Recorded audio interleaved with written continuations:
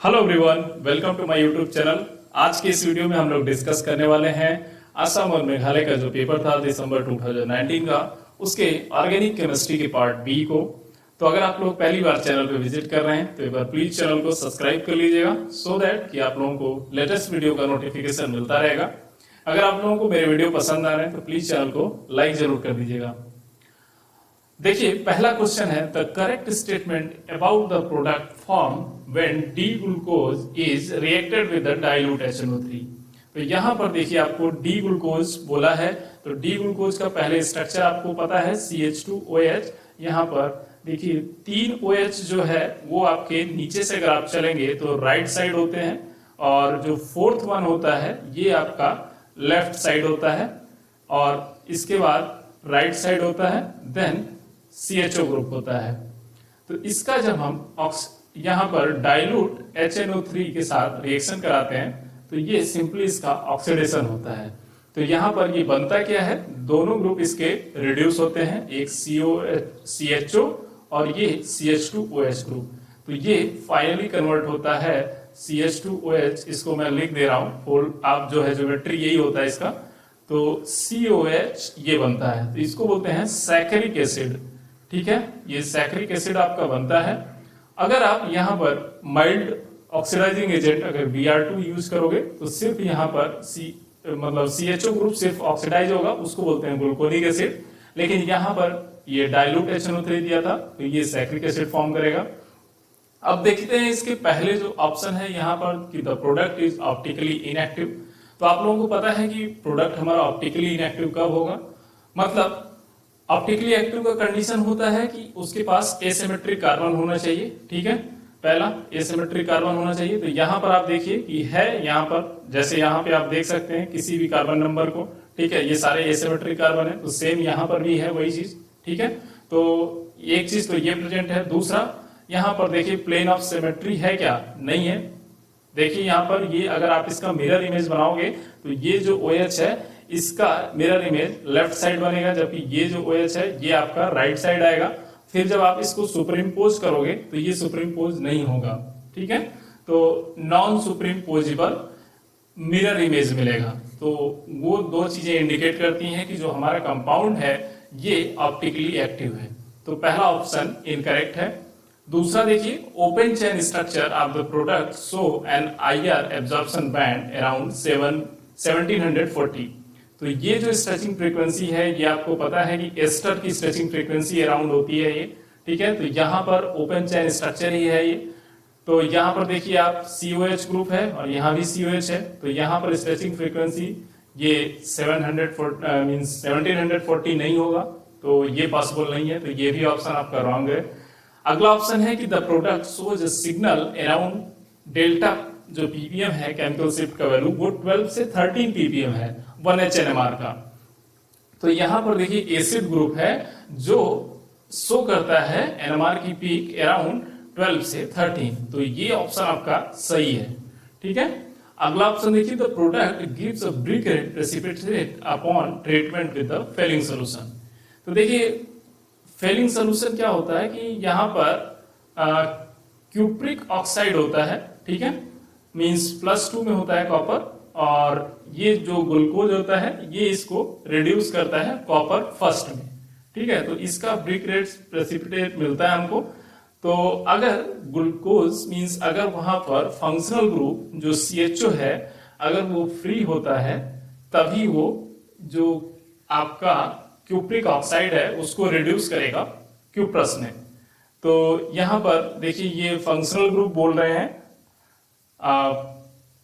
मतलब प्रोडक्ट जो है बोल रहा है कि देगा फेलिंग सॉल्यूशन का ब्रिक टेस्ट। तो यहां पर देखिए CHO ग्रुप प्रेजेंट ही नहीं है, तो ये इस टेस्ट को नहीं देगा।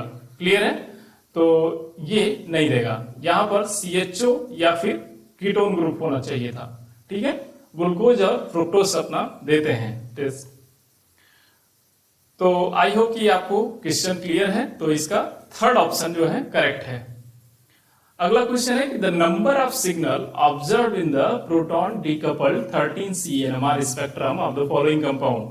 तो देखिए आपको निकालना है 13C के सिग्नल निकालना है। मीन्स आपको यहाँ पर आइडेंटिफाई करना है कि जो कार्बन एटम्स हैं वो उनके कितने डिफरेंट इन्वायरमेंट हैं।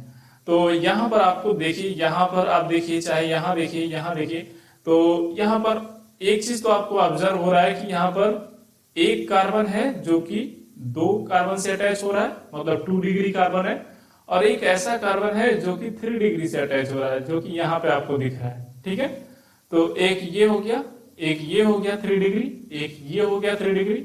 ठीक है, एक ये हो गया। तो एक टाइप के 3 डिग्री वाले हैं और एक जो है 2 डिग्री वाले हैं। तो ये 2 डिग्री हो गया, ये 3 डिग्री हो गया, तो इसको ए दे दो, इसको बी नाम दे दो। तो यही 2 टाइप के ही कार्बन यहाँ पर प्रेजेंट है सिस्टम में, तो इसलिए इसका जो सिग्नल होगा 13C का वो 2 मिलेगा हमको। क्लियर है? अगला क्वेश्चन देखिए कि the major product formed in the following reaction is.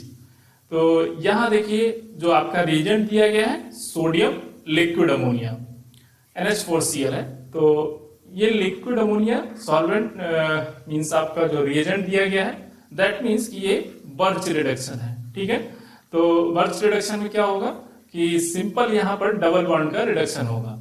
अब क्वेश्चन ये है कि आप देखिए यहाँ पर 4 प्रोडक्ट है आपके, तो एक में इन्होंने इस डबल बॉन्ड को रिड्यूस किया है, दूसरे में यहाँ पर डबल बॉन्ड रिड्यूस हुआ है, तीसरे में देखिए इसमें जो है यहाँ पर और यहाँ पर जो डबल बॉन्ड था उसको रिड्यूस कर दिया है। तो फोर्थ ऑप्शन में भी आप देखिए यहाँ पर जो है डबल बॉन्ड जो था उसको शिफ्ट करके रोटेट मींस यहाँ पर रिड्यूस करके दिखा रहा है। ठीक है, तो देखिए इस क्वेश्चन को आपको समझना होगा कि डबल बॉन्ड कौन सा रिड्यूस होगा। तो 2 टाइप का यहाँ पर सिस्टम आपका बन सकता है, एक तो बाइफिनाइल का सिस्टम बन सकता है। ठीक है, कि यहाँ पर बेंजीन रिंग है, और दूसरा जो है आपका इस टाइप से सिस्टम बन सकता है, ये वाला। ठीक है, ये डबल बॉन्ड को आप रिड्यूस कर दो तो बाइफिनाइल रिंग बनेगा, तो ये बाइफिनाइल रिंग बन सकता है। दूसरा यहाँ पर नेफ्थलीन बन सकता है। ठीक है, तो नेफ्थलीन में क्या होगा कि यहाँ पर आपका इस टाइप से होगा और ये जो सिस्टम है ये रिड्यूस हो जाएगा। क्लियर है? तो देखिए इसकी जो एनर्जी है रेजोनेंस स्टेबलाइजेशन एनर्जी, ये अगर एक सिंगल बेंजीन रिंग की कंपेयर करें तो 36 किलो कैलोरी होता है, तो इसका भी 36 होगा। तो ये नेफ्थलीन का जो कि 60 के आसपास होता है उससे ज्यादा होता है, तो इसीलिए इस प्रोडक्ट यहाँ पर ये प्रोडक्ट फेवरेबल होगा। तो आपका जो रिडक्शन होगा वो यहां पर होगा। क्लियर है? तो आपका जो सेकंड ऑप्शन है ये करेक्ट होगा। अगला क्वेश्चन है कि the major product formed in the following reaction is. तो यहां पर देखिए ये न्यूक्लियोफिलिक एडिशन हो रहा है प्रोटॉन का, तो मींस न्यूक्लियोफिलिक रिएक्शन होगा। यहां पर देखिए ये जो आपका डबल बॉन्ड है ये एक्ट करेगा एज ए न्यूक्लियोफाइल, और यहाँ पर जो D+ होगा, मतलब ये D3+ लिखा है, तो यहाँ पर D+ और D2 है, तो इस पर जो है अटैक होगा न्यूक्लियोफाइल का, ये एक्ट करेगा इलेक्ट्रोफाइल का। तो सिंपल न्यूक्लियोफिलिक एडिशन होगा। तो कहां पर होगा ये आपको आइडेंटिफाई करना है। तो देखिए यहाँ पर 2 डबल बॉन्ड है, एक अटैक यहाँ पर हो सकता है दोनों पर, दूसरा अटैक यहाँ पर हो सकता है। तो आपको 4 टाइप के इंटरमीडिएट मिलेंगे। तो एक यहाँ पर देखिए आपको ये इंटर मिल सकता है। पहले मैं यहाँ पर अटैक करा रहा हूं इस कार्बन पे, तो अगर मान लीजिए अगर आपका D न्यूक्लियोफाइल यहाँ से अटैक कर रहा है तो यहाँ पर पॉजिटिव चार्ज आएगा, तो एक सिस्टम ये होगा और यहाँ पर आपका D अटैच हो गया। दूसरा क्या होगा कि D यहाँ पर अटैच हो जाए और ये आपका पॉजिटिव चार्ज हो, तो इस टाइप से ये सिस्टम होगा। यहाँ पर पॉजिटिव चार्ज होगा, D यहाँ पर होगा और ये डबल बॉन्ड होगा, यहाँ पे पीएच होगा। तीसरा सिस्टम आपका आ सकता है कि पीएच आपका जो है यहाँ पर अब अटैक होगा। ठीक है, तो इस टाइप से देखो ये डबल बॉन्ड सेम रहेगा, यहाँ पे पॉजिटिव चार्ज, यहाँ पर D ने अटैक किया। चौथा ऑप्शन हो सकता है आपका कि पीएच यहाँ पर और ये डबल बॉन्ड एज सच रहेगा और यहाँ पर आपका D अटैक होगा और यहाँ पर पॉजिटिव चार्ज आएगा। अब देखिए इन चारों स्ट्रक्चर में आपको ढूंढना है कि सबसे स्टेबल स्ट्रक्चर किसका है। ठीक है, तो फिनाइल रिंग जो कि बहुत ही हाईली कॉन्जुगेटेड सिस्टम होता है, रेजोनेंस स्टेबलाइज होता है, अगर उसको कॉन्जुगेशन मिलेगा, ठीक है, पॉजिटिव चार्ज के साथ, तो वो ज्यादा स्टेबल होगा। तो यहाँ पर आप देखो तो सबसे ज्यादा जो स्टेबल सिस्टम है हमारा फिनाइल का वो ये है। ठीक है, तो यहाँ पर अगर आप देखोगे तो ये पॉजिटिव चार्ज है और सॉरी ये नहीं है, यहाँ पर सबसे स्टेबल सिस्टम हमारा ये है, ठीक है। तो ये हमारा सबसे स्टेबल सिस्टम है। यहाँ पे देखिए पीएच ग्रुप है और डबल बॉन्ड है, इसके जस्ट बगल वाले पे पॉजिटिव चार्ज है। तो अगर यहाँ पर मैं इसको इस तरीके से बनाऊं तो बेंजीन रिंग होगा आपका, और यहाँ पर डबल बॉन्ड है, इसके जस्ट बगल पे पॉजिटिव चार्ज है, और इसके बाद यहाँ पर आपका डी है। तो देखिए ये ग्रुप जो है आपके इस तरह से अटैच है। अब अगर यहाँ पर पॉजिटिव चार्ज की तरफ ये जाता है, न्यूट्रलाइज करता है, तो यहाँ पे पॉजिटिव चार्ज आएगा, ठीक है। तो वो जो है सिस्टम हाईली स्टेबल हो जाएगा, क्योंकि कंजुगेशन आपका इंक्रीज करेगा, ठीक है।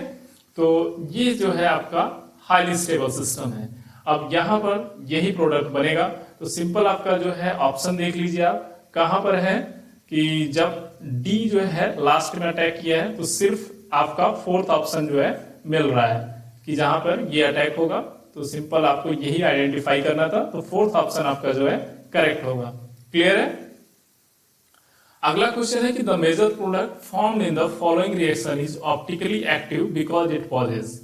तो देखिए यहाँ पर ये दिया है NaDPH, जो कि एक आप लोगों का मतलब बायोलॉजिकली जो है हाइड्राइड आयन प्रोड्यूसर है।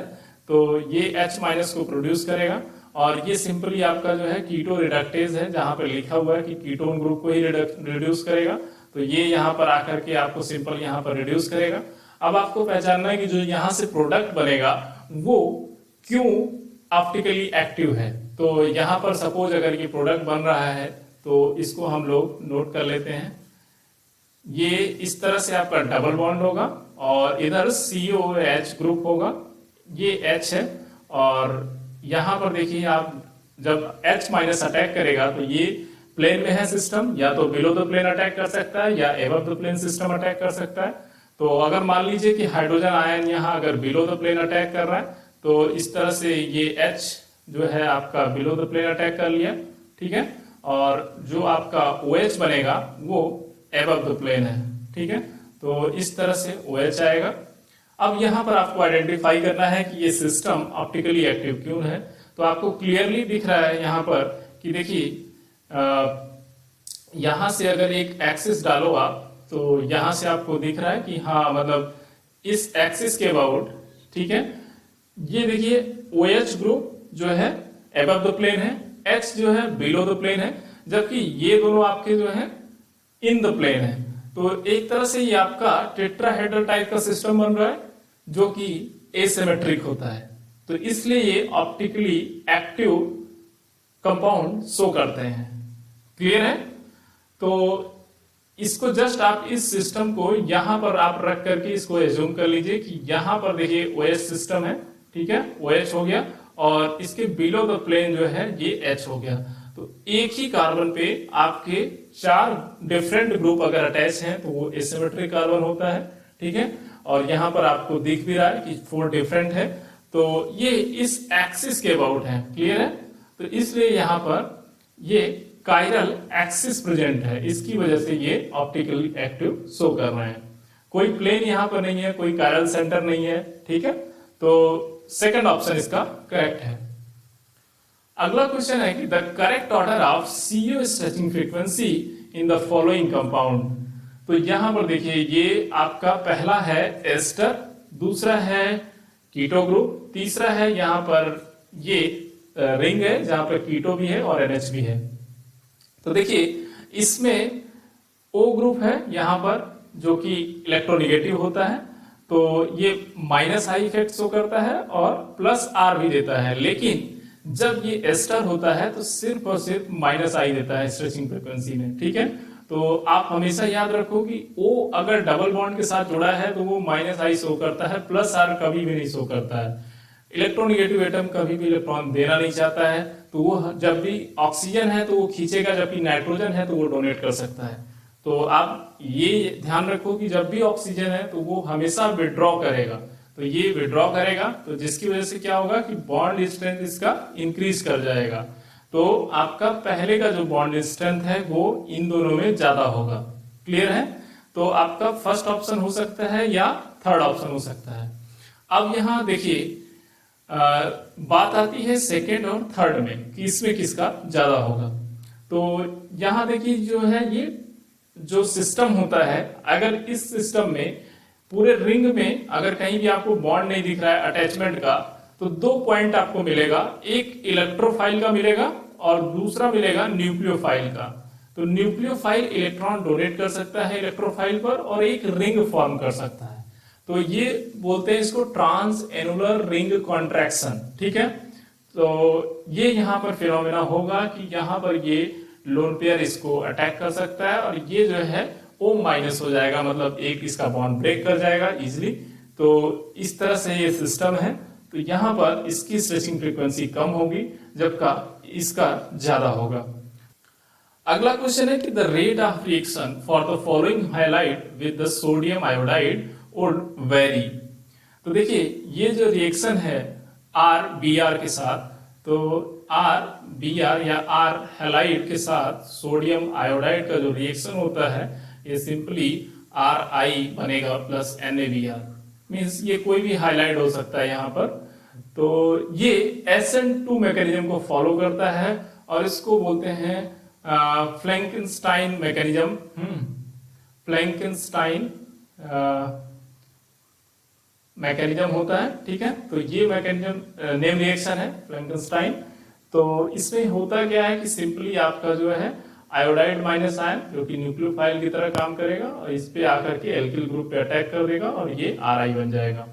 तो हम जानते हैं कि SN2 रिएक्शन में स्टेरिक फैक्टर इंपॉर्टेंट फैक्टर होता है। तो यहाँ पर पूछ रहा है कि द रेट ऑफ रिएक्शन किसका ज्यादा होगा। तो देखिए तीनों में लिविंग ग्रुप सेम है, ठीक है, बस आपका डिफरेंस कितना है एल्काइल ग्रुप में। ये जो कार्बन है यहाँ पर देखिए, यहाँ पर भी 1 डिग्री है, यहाँ पे 1 डिग्री है, यहाँ पे भी 1 डिग्री है।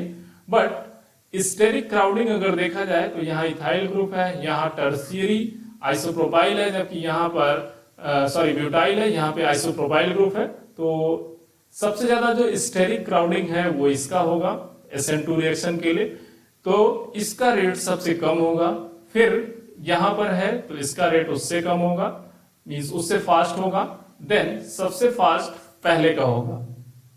तो फर्स्ट वन सबसे फास्ट होगा, फिर थर्ड होगा, फिर सेकंड होगा। तो आपका थर्ड ऑप्शन जो है यहाँ पर मैच कर रहा है, तो ये थर्ड ऑप्शन इसका करेक्ट होगा।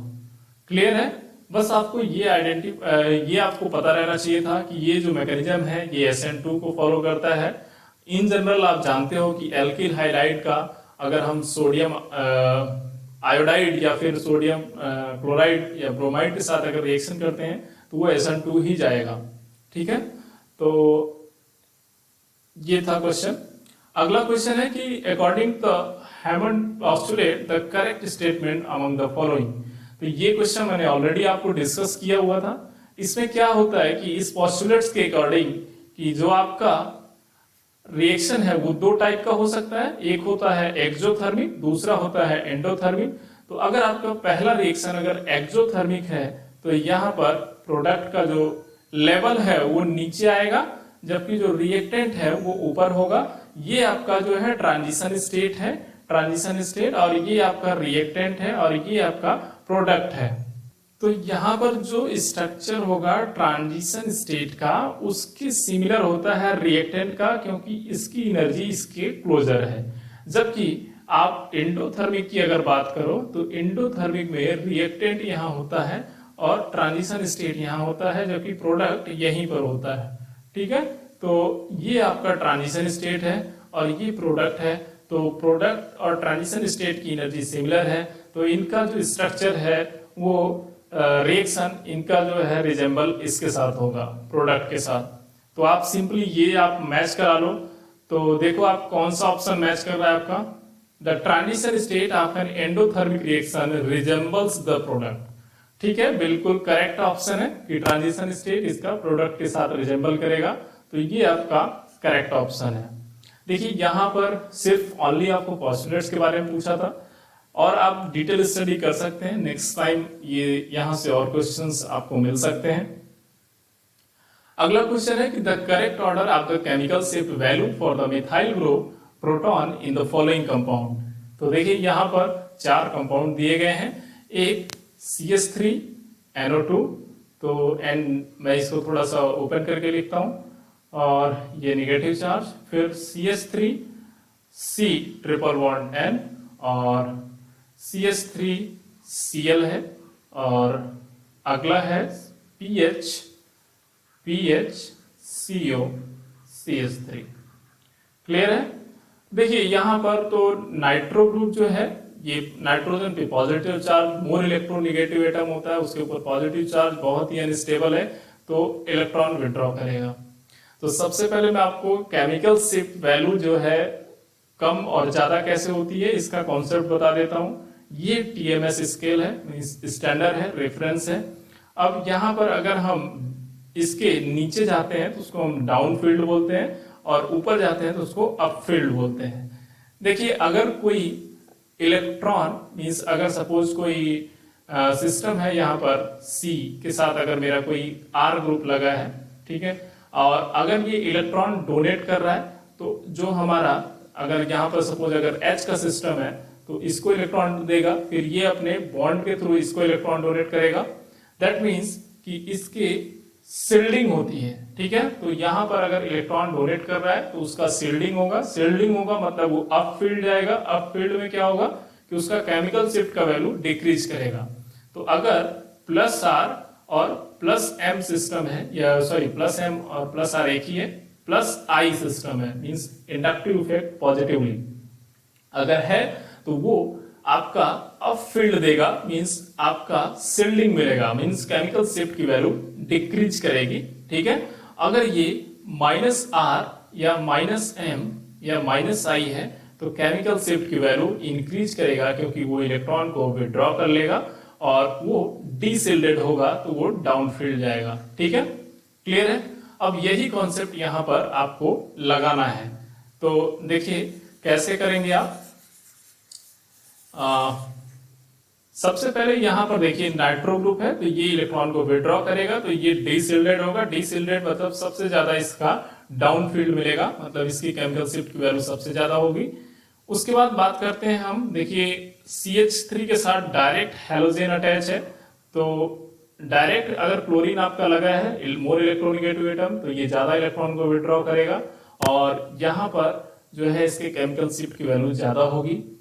देन उसके बाद यहाँ पर देखिए आपकी CO ग्रुप है, अगर कोई भी कार्बोनिल सिस्टम लगा है, वहां पर मोर इलेक्ट्रोनिगेटिव एटम जैसे ऑक्सीजन या फ्लोरीन है, तो वो इलेक्ट्रॉन को अपनी तरफ विड्रॉ करेगा, और उसका जो पावर है वो नाइट्रोजन से ज्यादा होता है, तो ये ज्यादा इलेक्ट्रॉन विड्रॉ करेगा, तो आपका जो डीशिल्डिंग है वो ज्यादा होगा, तो केमिकल शिफ्ट की वैल्यू ज्यादा मिलेगी।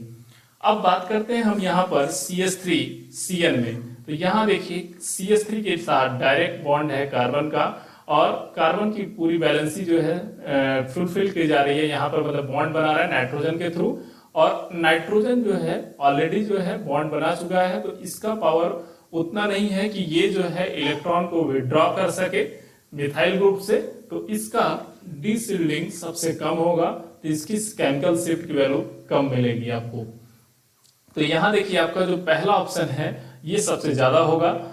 उसके बाद आपका जो मिलेगा वो थर्ड ऑप्शन होगा, ठीक है, क्योंकि CH3 Cl सबसे ज्यादा मींस डायरेक्टली अटैच है Cl यहाँ पर, तो पहला होगा, उसके बाद थर्ड होगा, देन आपका फोर्थ ऑप्शन है, और देन उसके बाद सेकंड। तो ये आपका ऑप्शन करेक्ट होगा।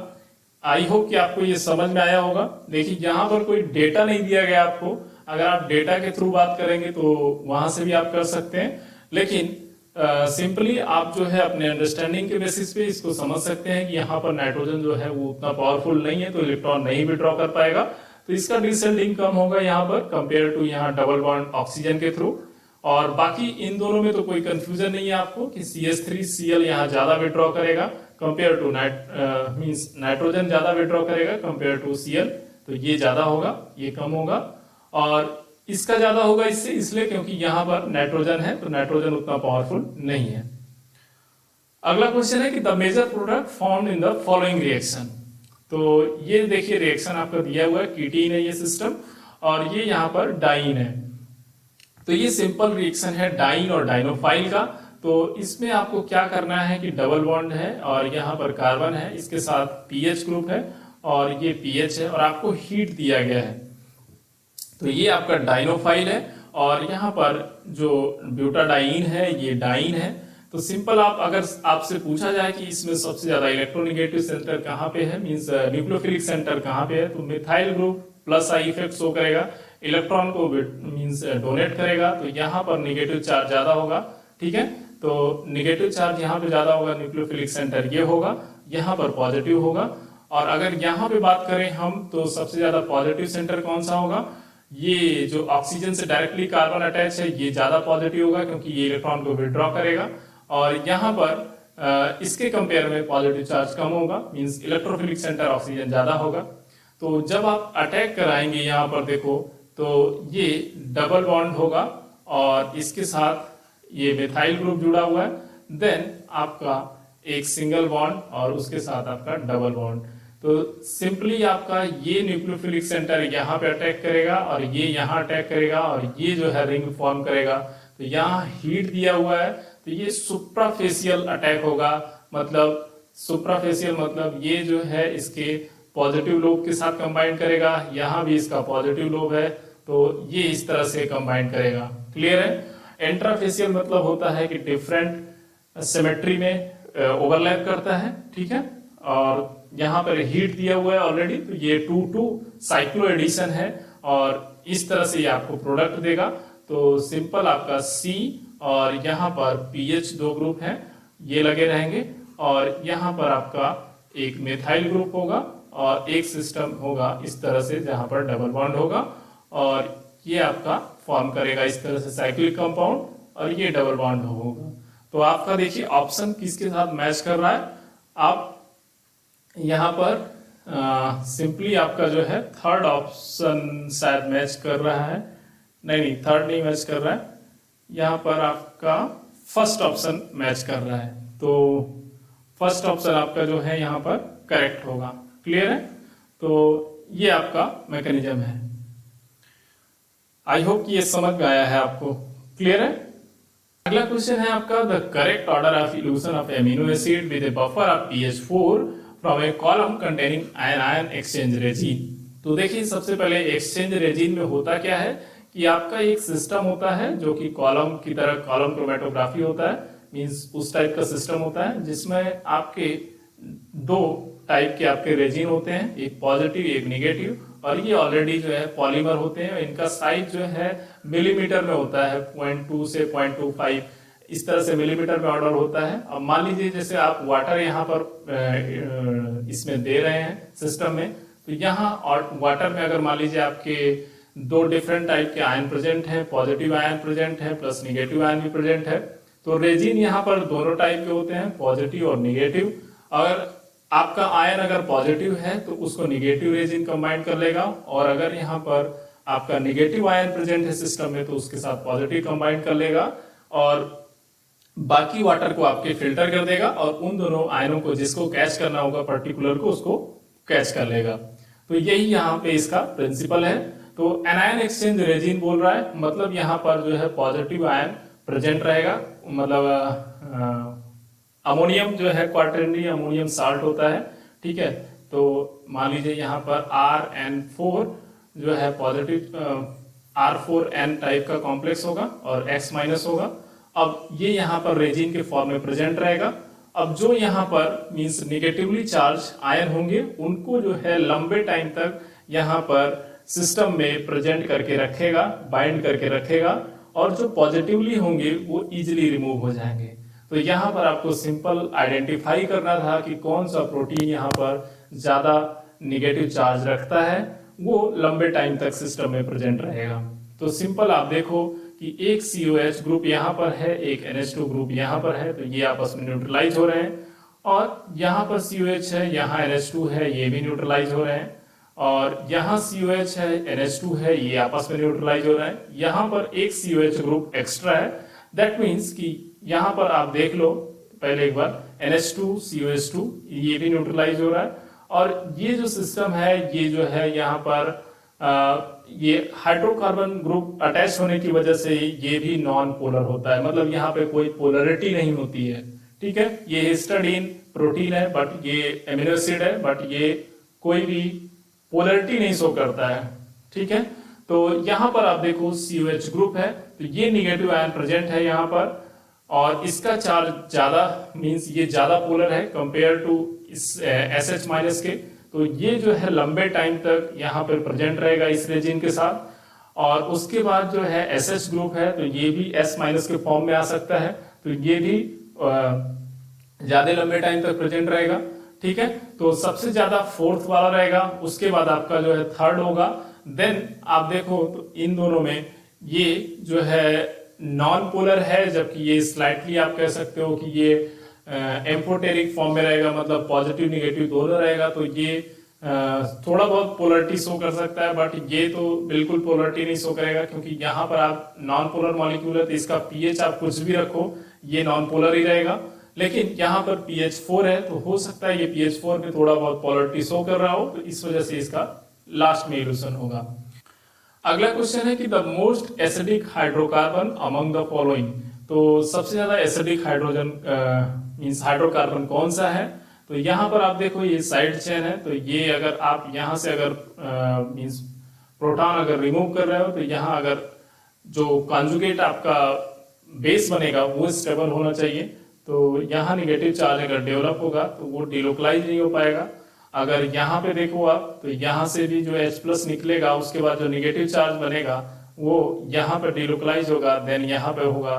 तो ये जो आपका सिस्टम बनेगा, देखिए ये आपका एक तरह से कह ले हम तो इस तरह से कॉम्प्लेक्स बनेगा। ठीक है, मतलब ये निगेटिव चार्ज यहाँ होगा, डबल बॉन्ड यहाँ होगा, तो ये आपका सिस्टम होगा। मतलब ये जो सिस्टम होता है ये एरोमेटिक होता है। क्लियर है? एरोमेटिक 5 मेंबर्ड रिंग है। ठीक है, तो यहाँ पर 6 इलेक्ट्रॉन है, तो एरोमेटिक होगा, तो ये सबसे ज्यादा स्टेबल होगा, मतलब ये सबसे ज्यादा एसिडिक होगा अभी तक। ठीक है, अभी इसमें नीचे देख लीजिए आप यहाँ पर, तो अगर यहाँ से H+ निकालेंगे आप, तो ये भी कोई स्टेबिलिटी नहीं शो करेगा, रेजोनेंस नहीं है। अगर यहाँ से आप H+ निकालोगे, यहाँ निगेटिव चार्ज आएगा, ये डिलोकलाइज कर दो आप, तो यहाँ पर डबल बॉन्ड तो बनेगा, लेकिन ये एक्सोसाइक्लिक डबल बॉन्ड है, तो ये बाहर की तरफ खुलेगा। ठीक है, तो अगर ये इधर डबल बॉन्ड आया तो यहाँ पर इसकी स्टेबिलिटी कम है कंपेयर टू सेकेंड वाले की, तो इसलिए सेकेंड वाला आपका देखिए जो है एरोमेटिक रिंग फॉर्म करेगा H+ रिमूव करने के बाद, तो इसकी स्टेबिलिटी ज्यादा है, तो ये यहाँ पर आपका मेजर प्रोडक्ट होगा। क्लियर है? सबसे ज्यादा एसिडिक होगा।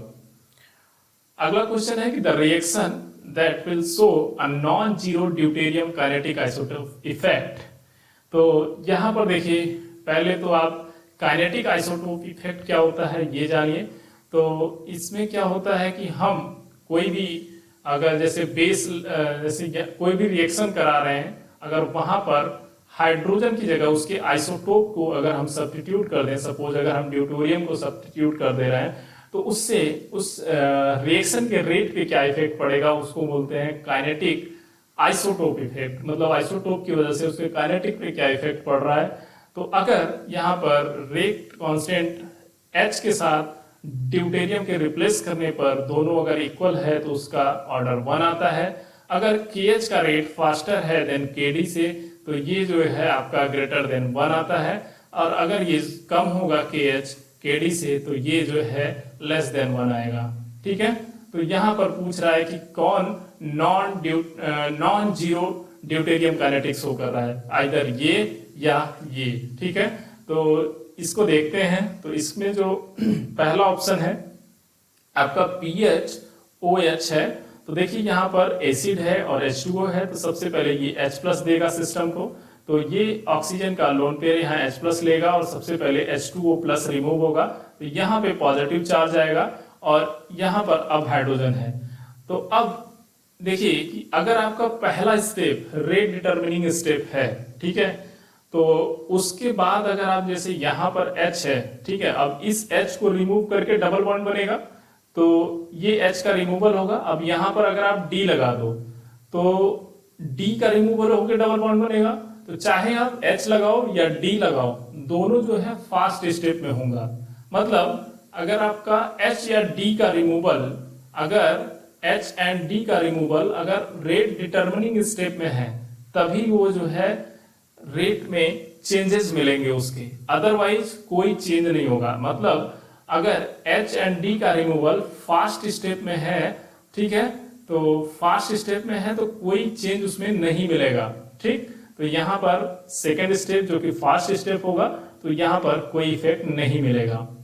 अगला देखिए क्वेश्चन कि यहाँ पर है तो यहाँ पे बेस है और ये आपका अच्छा लिविंग ग्रुप है, तो ये इस तरह से आप एज्यूम कर सकते हैं कि यहाँ पर H है। अब ये H यहाँ से रिमूव होगा, H और ये निगेटिव चार्ज यहाँ से डिलोकलाइज होगा और ये आपका सिस्टम से लिविंग ग्रुप निकलेगा। तो अब यहाँ पर H हो सकता है या D हो सकता है। तो देखिए CH का जो है स्ट्रेचिंग फ्रीक्वेंसी ज्यादा होता है, पता है आपको, कंपेयर टू CD। जब हमने ये जो है बहुत बार पढ़ लिया है, तो म्यू CH का stretching frequency √2 times of mu CD होता है, ठीक है। तो इसको आप यहां से समझ सकते हो एन हार्मोनिक ऑक्सीलेटर से कि अगर इसका स्ट्रेचिंग फ्रीक्वेंसी ज्यादा है तो इसका 0 पॉइंट एनर्जी भी ज्यादा होगा।